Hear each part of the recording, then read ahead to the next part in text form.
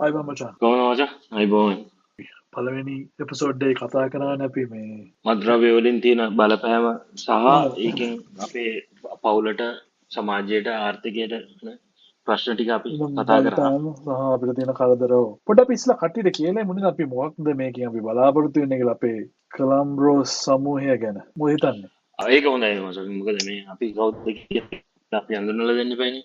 අපි ඔව් කොලම්බ්‍රෝස් හැටියට අපි මේ එකමුතුවක් අපි සමාජ කතිකාවතක් ගොඩනගන්න උත්සාහ කරනවා ශ්‍රී ලංකාව ඇතුලේ පැහැදිලිවම රට කරවන ආයතන වලට ඒ කියන්නේ විශේෂයෙන්ම රජයට සහ ඒ ආයතන රජයේ ආයතන සම්බන්ධයෙන් අපි කතා කරනවා ඒගොල්ලන්ගේ යුතුකම් සහ වගකීම් ගැන කතා කරන්න අපි උත්සාහ කරනවා සහ විශේෂයෙන්ම ඒගොල්ලන්ගේ යම් කිසි තීරණයක් නැත්නම් ඒගොල්ලන්ගේ ක්‍රියාකාරකමක් නිසා ලංකාවට සමාජයට ආර්ථිකයට අහිතකර බලපෑමක් තියෙනවා නම් අපි ඒවා පෙන්වලා දෙන්න උත්සාහ කරනවා.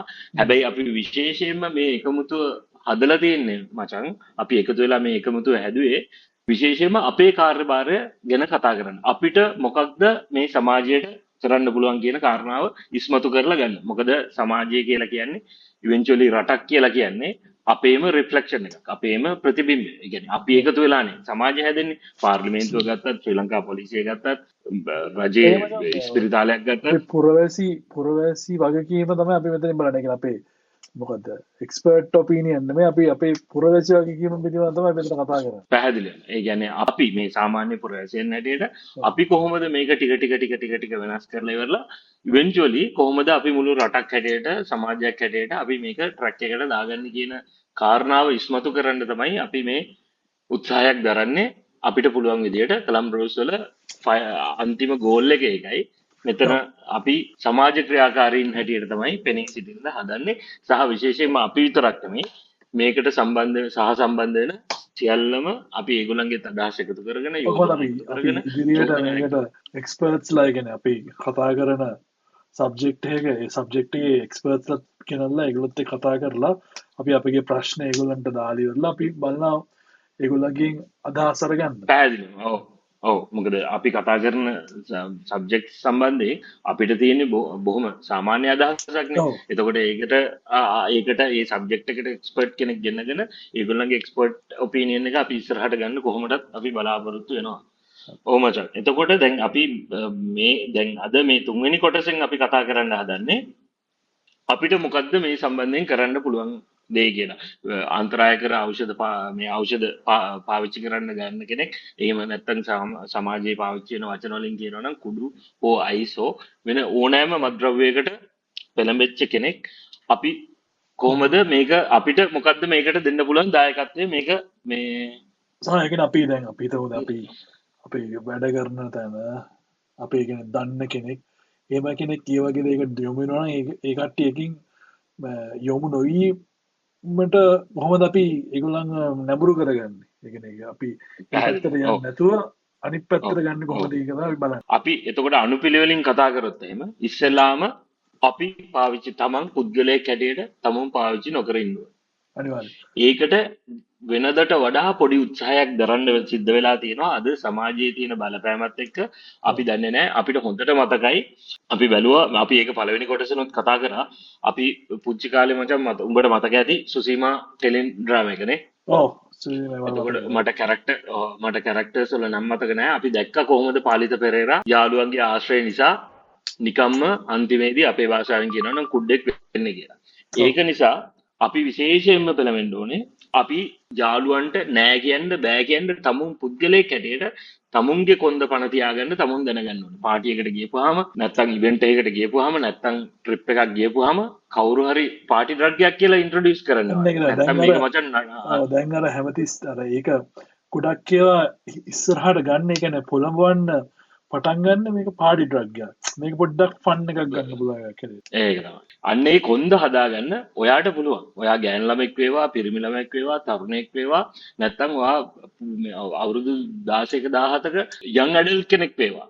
ඔව් නෑ කියන්න බෑ කියන්න තමුන් මේ කොන්ද පණ තියාගන්න මොනවා වුණත් තමුන්ගේ ගර්ල්ෆ්‍රෙන්ඩ් උනත් බොයිෆ්‍රෙන්ඩ් උනත් ඔෆර් කරොත් එහෙම නෑ කියන්න බෑ කියන්න තමුන්ගේ කොන්ද හදාගන්න මොකද ඒක තමයි හරි දේ. හරි දේ කරන්න ඕගොල්ලෝ කිසි වෙලාවක බය වෙන්න එපා. කිසිම වෙලාවක හරි දේ කරන්න බය වෙන්න එපා. තමුන්ගේ හෘද සාක්ෂිය දන්නවා මේක වැරදි. ඒක කියන්න ඒක නෑ කියලා කියන්න ඒක බෑ කියලා කියන්න ප්‍රතික්ෂේප කරන්න පුරුදු වෙන්න. ඔයා මේ ප්‍රතික්ෂේප කරනකොට ඔයාට විතරක් නෙමෙයි ඔයා හොඳක් කරන්නේ ඔයා මේ රටට මේ සමාජයට ඔයාගේ අම්මට තාත්තට මේ අපේ රටට උදව්වක් කරන්න. ඒක නිසා නෑ කියන්න බෑ කියන්න පුරුදු වෙන්න. ඊට පස්සේ අපි බලපුවම මචං ඊට පස්සේ දෙවනි ලේයර් එකට ඕක ගෙනිච්චාම දැන් අපි පාවිච්චි කරන්නේ එහෙනම් දෙවනි ලේයර් එක තමුන්ගේ ඉනර් සර්කල් තමුන්ගේ ගර්ල්ෆ්‍රෙන්ඩ් බොයිෆ්‍රෙන්ඩ් අයියා අක්කා මේ අපි ඒ වගේ තැනකට කියන්නේ අපි අර අන්කම්ෆර්ටබල් සිටුේෂන් එකකට යනවා නම් අපි හැමතිස්සම අඩිය පිටිපස්සට ගන්න මේ පැකිලෙන්න හොඳ නැහැ. එහෙම දැන් මොකද ගොඩක් වෙලාට එහෙමනේ වෙන්නේ. දැන් අපි කියනවා දැන් හැමෝම ගන්නවා ඊට පස්සේ දැන් මේ හැමෝම ගන්නවනේ. එතකොට දැන් හිතෙන්න පුළුවන් දැන් මාත් වෙන පොඩ්ඩක් අද ගන්නවා කියලා. එහෙම හිතන්න හොඳ නැහැ. හැමෝම එහෙම හිතන්න හොඳ නැහැ. ඒ ඔයා නෙමෙයි පස්සට අදින්නේ. ඔයා නෙමෙයි පස්සට අදින්නේ. ඒගොල්ලෝ ඉන්න වලට ඔයාවත් ඇදලා ගන්න හදන්නේ. ඒකින්ද ඒක කිසිසේත්ම ඒ වෙලාවේ වාට හිතෙන්න පුළුවන් මේ මොමන්ට් එකේ අයියෝ මම මේ පොඩක් මේ බෑක්වර්ඩ්ස් නේද මම මේ නිකන් මේගොල්ලොත් එක මූව් වෙන්නේ නැහැ මම නිකන් මේ මෙතන සෙකන්ඩ් වෙනවා නේද කියලා කොහෙත්ම නැහැ. ඒක තමයි අපි පැහැදිලිවම කියන්නේ. ඒ කොන්ද හදාගන්න, ඒ ආත්ම විශ්වාසය හදාගන්න.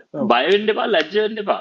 මේ මොනවද ඒක වලට වැටලා මේ ඒගොල්ලෝ වැටලා ඉන්න වලට වැටලා අපිත් ඌරෝ වගේ මඩ නාන්න ඕනේ. ඔයා ඒ කරන්නේ ඒ වෙලාවේ චුට්ටක් වාට එහෙම හිතුණට ඔයා පස්සේ දවසක වාට තේරෙයි ඔයා කොයිතරම් මරාලකින්ද බේරුනේ කියලා. ඊළඟට අනිත් එක තමයි එහෙම තත්යකට යොමු වෙනවා නම් නිතර මේ වගේ ටයිම් වල يعني අවශ්‍යන සිද්ධ වෙනවා නම් ඒක බයකන ඇඩ්වයිස් එකක් ඒ කට්ටිය හලලා දාන්න. ඊට පස්සේ ඇඩ්වයිස් එකක් ගන්න. ඒ වගේ තමයි ඒක තමයි පළවෙනි ස්ටෙප් එක. සහ ඇඩ්වයිස් එකක් ගන්න ඒ කියන්නේ හොඳ අදහසක්. අර මොකද උඹ කතාවක් කිව්වේ මේ දවසක මේ උඹ මේ පාටි එකකට යද්දී කට්ටිය සෙට් වුණා කියලා.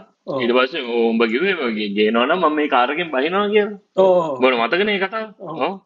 ඒමයි කතාව. කට්ටිය යනකොට කිව්වා මේ අපි එහෙනම් කතා කරලා පොඩ්ඩක් ගෙන්න ගමු නේද කියලා. මම කිව්වා කවුරු හරි එක්කෙනෙක් මෙතන ඉන්න කෙනෙක් ඒක එන්න ගත්තොත් එහෙම මම මෙතන කාර් එකෙන් බහලා මම යනවා ගෙදර. ඒ කියන්නේ ඒ ආත්ම විශ්වාසය ඒ කොන්ද හදාගන්න ඕනේ. ඔයා පොඩි කියලා හිතන්න එපා. ඔයා චූටි ඔයා මේ තාම මේ අයියලා ඉන්නේ මේ අක්කලා ඉන්නේ අයියෝ මේ අයියලව අක්කලාව සන්තෝෂ කරන්න ඕනේ. ඒගොල්ලන්ගේ ඇප්‍රෝල් එක ඕනේ මට මං තැනකට එනවා නම් මම මේ ඔෆිස් එකේ සීනියර් සෙට් එක මේ ඉන්නේ. මේ මූදුන් නැත්තම් මේ ගැහුවේ නැත්තම් එහෙම මට ඇක්සෙප්ටන්ස් නැති වෙයි.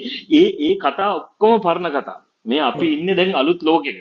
මේ අලුත් ලෝකෙ ඉස්සෙල්ලාම අපි සබයි වෙලා ඉන්නවා. අනිවාර්යයෙන්. ඒක නිසා කරුණා කරලා ඕගොල්ලෝ හදාගන්න ඒ කොන්ද නෑ කියන්න බෑ කිය. බහැලා යන්න වාහන. පාටි එකකින් එළියට බහින්න. ඒ කොන්ද හදාගන්න. ඒක ටිකක් අමාරුයි කරන්න. ඒ වුණාට ඔයා ඒ කොන්ද හදාගත්තොත් තමයි ඔයාට හොඳ පරිපූර්ණ මිනිස්සෙක් හැටියට මේ සමාජයේ කවදා හරි දවසක තැනකට එන්න පුළුවන්. කොයි වෙලාවක හරි හිතනවා නම් එහෙම ඔයාට දෙගිඩියාවක් තියනවා නම් ඔයාගේ ගුරුවරයෙකුට හරි දන්න එකනේ හොඳ දැනුමක් මෙන්ටෝ කෙනෙකුට මේ කතා කරන්න.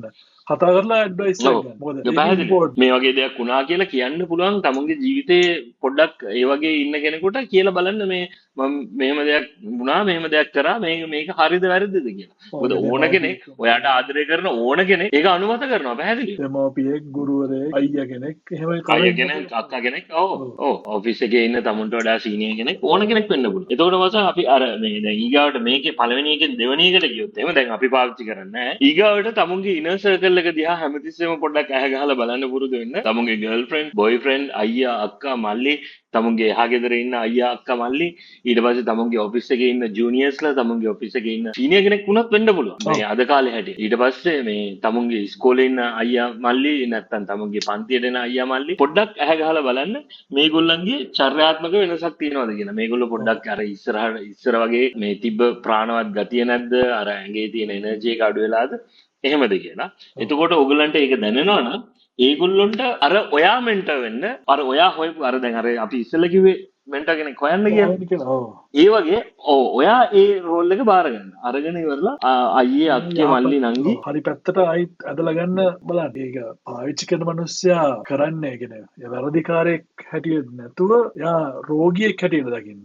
මොකද ඇබ්බැහිවීමට අන්න ලක්වුණු ඒකයි. මනුස්සයා. එයා වික්ටිම් කෙනෙක්. එයාට තේරෙන්නේ නැහැ එයා මොකද්ද කරන්න කියලා. ඒක නිසා හැමතිස්සෙම අනුකම්පාවෙන් බනින්නේ නැතුව, කෑ ගහන්නේ නැතුව, තමුන් පොඩ්ඩක් ඇග්‍රෙසිව් වෙන්නේ නැතුව හැමතිස්සෙම එයාට යාළුවෙක් හැටියට, අයියා කෙනෙක් හැටියට, අක්කා කෙනෙක් හැටියට ආදරෙන් හැමතිස්සෙම ආදරෙන් කරුණාවෙන් කතා කරන්න බලන්න. මොකද ඕක කියලා අපි මෙහෙම කිව්වට ඕක කරන එක හරියම අමාරුයි. ඕක ලේසි වැඩක් නෙමෙයි.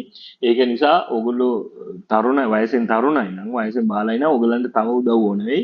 ඒකෙන්ද ඒ උදව් ගන්න, තමුන්ගේ වැඩිහිටියන්ට කතා කරන්න, අයියලා අක්කලාට කතා කරන්න. කතා කරලා ඉවරලා ඒ ළමයාව, ඒ පුද්ගලයාව කොහොමද මේකෙන් ගලවගන්නේ කියලා පොඩි මේ වැඩසටහනක් හදාගෙන එයාව අතාරින්න එපා. කිසිම වෙලාවක එයාව අතාරින්න එපා. මොකද අතාරින්න ලේසි. අතෑරියොත් එහෙම වෙන්නේ අපිට කවදාවත් මේ මනුස්සයව බේරගන්න බැරි වෙනවා. මොකද තමුන් හදවතින් විශ්වාස කරන්න ඕනේ මේක මේ මනුස්සයව ගලව ගන්න පුළුවන් කියලා. ඒකෙන්ද ඒකට උදව් කරන්න. එතකොට ඊගාවට ඊළඟ ලේයර් එකට යනවා නම් දැන් අපි ගැලවිලා ඉන්නේ අපේ වටපිටාවේ ඉන්න කවුරු හරි අපි ගලවන්න උත්සාහ ගලවනවා. ඊට පස්සේ අපි තුන්වෙනි ලේයර් එකට ගියොත් එහෙම ඔයා මේකට ඇඩ්වොකේට් කෙනෙක් හැටියට වැඩ කරන්න. මොකද ප්‍රසිද්ධියේ මේක ප්‍රතික්ෂේප කරන්න බය වෙන්න එපා. ඇයි ප්‍රසිද්ධිය ප්‍රතික්ෂේප කරන්න බය වෙන්නේ? මොකද අපි කවදාවත් කනවට බොනවට ජොලි දානවට පාටියක් දානවට ට්‍රිප් එකක් යනවට විරුද්ධ මිනිස්සු නෙමෙයිනේ. අපිත් එහෙම කරනවා. අපි බලාපොරොත්තු වෙනවා තරුණ ජනතාව එහෙම කරලා ජොලියෙන් ඉඳී කියලා. තරුණකමට ඒක ඒ වයසට ඉතින් ඒ වින්දනය ලබන්න ඕනේ. වැරදි පැත්තට යන්න නොදී තියා ගන්න එක තමයි කරන්න ඕනේ. ඔව්. ඒකනේ අපි ජොලියක් දානවා කියන එකෙන් තීරණය වෙන්නේ නැහනේ. අපි අන්තිමේදී අපේ ජීවිතේ නාස්ති කරගන්නවා කියලා. අපි එක ට්‍රිප් එකක් ගිහිල්ලා ඉන්න. ඒ ට්‍රිප් එකේදී අපේ යාළුවෙක් අපිව ඩ්‍රග් වලට ඇබ්බැහි කරොත් එහෙම අපේ මුළු ජීවිතේම නඳුරු වෙන්නේ. අන්න ඒකට විරුද්ධව තමුන් ඇක්ටිව්ලි තමුන්ගේ Facebook එකේ Instagram එකේ පෙනී හිටලා ඉවරලා කියන්න මම අයිස් ගන්න මිනිස්සු ආශ්‍රය කරන්නෙත් නැහැ. මට අයිස් ඕනෙත් නැහැ මගේ ජීවිතේ ඉස්සරහට ගෙන යන්න කියලා. මොකද මේකෙන් අන්තිමේදී ඔයාව මේකට යොමු කරගෙන හරිද ලාභ ලබන්නේ කොහේ හරි ඉන්න මේ කුඩමතරාලි. බොහෝ වෙලාවට ඔය සෙට් එක ලංකාවේ නැහැ. ඔය සෙට් එක ලංකාවෙන් එළිය ඉඳගෙන මේ ලංකාවට අයිස් වල ඉවරලා සල්ලි හම්බ කරගෙන උන් තමයි වැජ වෙන්නේ. මොකද ඔයා අන්තිමේදී වික්ටිමයිස් වෙන එක කරන්නේ. එතනට යන්න ඕනේ නැහැ. ඒකට ඔයා ඉතින්ට කියන්නේ පාවිච්චි කරන මනුස්සයලා ඉතුරු වෙන්න යාගේ දුක විතරයි. නිරෝගී බවක් නැහැ. මොකද යාළුවොත් නැහැ, ගර්ල්ෆ්‍රෙන්ඩ්ස්වත් නැහැ, බොයිෆ්‍රෙන්ඩ්ස්වත් නැහැ, නෑදෑයොත් නැහැ, තමුන්ගේ පෙනුමත් නැහැ, තමුන්ගේ තරුණකමත් නැහැ. මොකද අපි දැකලා තියෙනවානේ මිනිස්සුන්ට වෙනද? ඉගෙනීම කඩාකප්පල් වෙනවා, රස්සාවල් නැති වෙනවා. අපි දැකලා තියෙනවා හොඳටම මේ හොඳ රස්සාවල් කරගෙන හිටපු මිනිස්සු නන්නත්තර වෙලා අන්තිමේදී සමාජයේ අන්තිම තලයට වැටෙනවා. අවුරුද්දකින් දෙකකින් ආයතර අඳුරගන්න බැරි ගන්නට වෙනස් වෙනවා. ඊට පස්සේ සමාජයේ තමුන්ගේ ඇක්සෙප්ටන්ස් එක නැති වුණායින් පස්සේ තමුන් කුඩා කියලා කාඩයක් වැදුනායින් පස්සේ ඊට පස්සේ ඉතින් තමුන්ගේ දෙමව්පියෝපා හරිම අසරණ තැනකට වැටෙනවා. ඊට පස්සේ මෙතනින් ඔයා ප්‍රසිද්ධිය මේක ප්‍රතික්ෂේප කරන්න පටන් ගත්තා. ඊට පස්සේ හතරවෙනි ලේයර් එක හැටියට ඔයා ඉස්සුන්ට උදව් කරන්න බලන්න. මොකද මේ මිටිමයිස් වෙච්ච අයට උදව් කරන්න පුළුවන් ඕන තරම් ආයතන තියෙනවා. ඔයාට එහෙම කෙනෙක් හම්බුනොත් ඔයා එහෙම කෙනෙක් දැක්කොත් එහෙම මොකද මේක තනියෙන් විසඳන්න පුළුවන් ප්‍රශ්නයක් නෙමෙයි. අපි ඒක පැහැදිලිවම කියනවා. මේක තනියෙන් විසඳන්න පුළුවන් සරල ප්‍රශ්නයක් නෙමෙයි. තාමත් සංකීර්ණ ප්‍රශ්නයක්. එතකොට මේකට උදව් කරන්න ඇත්තටම ආයතන තියෙනවා ලංකාවේ. අද වෙනවා. ඒ ආයතන වලින් ප්‍රයෝජන ගන්න ඕනේ. මොකද ඒ ආයතන පිටවල තියෙන මේ ලංකාවේ රජයේ බදු ගෙවන මිනිස්සුන්ගේ සල්ලි වලින් ඒ දේ කරන්න. ඒ දේෙන් ප්‍රයෝජන ගන්න. මං හිතන්නේ ඒ ආයතන ගැන පොඩ්ඩක් කිව්වොත් මචං. උදව් අවශ්‍ය පුරවැසියන් සැකකටයුතු ක්‍රියාකාරකම් වාර්තා කිරීමට කැමැති අයට පුළුවන් ජාතික බේසජ පාලක මණ්ඩලය NDDCB සම්බන්ධ කරගන්න. ඔවුන්ගේ ප්‍රධාන කාර්යාලය පිහිටා ඇත්තේ රාජගිරිය කෝට්ටේ පාරේ 383 ධර්ම ස්ථාන. දුරකථන අංක 0112 86 87 94. විද්‍යුත් සැපෑල mail@nddcb.gov.lk. අසාමාන්‍ය රාත්‍රී කාලීන ගමනාගමනය, රහසිගත මුහුදුබඩ හෝ වෙරළාසන්න හැසිරීම, හදිසි විශාල මුදල් ගනුදෙනු වැනි සැකකටයුතු ක්‍රියාකාරකම් දකින පුරවැසියන් පොලිසිය හදිසි ඇමතුම් අංකය ඒ කියන්නේ 119 හෝ රේගු මද්‍රව්‍ය ශනික දුරකථන අංක වේද දැනුම් දෙන ලෙස ඉදිරිපත් කරනවා. ඔව් මචං මං හිතන්නේ දැන් ආයතනවල සහයෝගයත් අරගෙන අපි පුද්ගලයෙක් හැටියට, යාළුවෝ කණ්ඩායමක් හැටියට, ඔෆිස් එකේ වැඩ කරන සෙට් එක හැටියට කොහොම හරි අපි මේකට අපේ දායකත්වය දෙමු. ඇක්ටිව්ලි මේ ප්‍රශ්නේ මේ වදුර නැත්තම් මේ මත්‍රකුසා අපේ ලංකාවෙන් තුරන් කරගන්න. එතකොට අපි හැමතිස්සෙම අර මචං ඉස්සෙල්ලා කිව්වා වගේ අපි කොලම්බෝස් හැටියට අපි හැමතිස්සෙම බලන්නේ අපෙන් මොකද්ද සමාජයට කරන්න පුළුවන් දේ කියලා කතා කරන එක. අපේ පුරවැසි වගකීම තමයි අපි බලන්නේ. පැහැදිලි. ඉස්සරහට වැඩසටහන් ගොඩක් තියෙනවා. ඕගලන්ගේ අදහස්, යෝජනා, චෝදනා මේකට ඇක්ටිව්ලි අපිට එකතු කරන්න. අපි හැමදෙස්සෙම අපේ අදහස විතරයි කියන්නේ. ඒකින්ද අපිට ඕගලන්ගේ ඕනෑම අදහසක් ඕනෑම ඕගොල්ලෝ කියන දෙයක් අපිට එකතු කරගන්න බැරි කමක් නැහැ. අපි ඉස්සරහට වැඩසටහන් ගොඩක් අපි ලෑස්ති කරලා තියෙනවා. අපි මේ බොහොම අපේ ඉනිෂියල් ස්ටේජ් එකේ ඉන්නේ. ඒකින්ද අපිත් එක්ක රැඳිලා ඉන්න, අපිත් එක්ක එකතු වෙන්න, අපේ ඉදිරි වැඩසටහන් ඕගලන්ට දැක බලා ගන්න හම්බ වෙයි. අපි සමාජ ක්‍රියාකාරකම් රසක් ලෑස්ති කරනවා. හැබැයි එකම දේ අපි මේ සියල්ලම කරන්නේ ලංකාවට දෙන ආදරයෙන් ඉඳලා. අනිවාර්යයෙන්. එච්චරයි. බොහොම එහෙනම් අපි ස්තුතියි. හරි මචං. හරි අපි ඊළඟ වැඩසටහනේ හම්බ වෙමු. හරි එහෙනම් හරි ජය බෝ. වේවා. අයබෝ.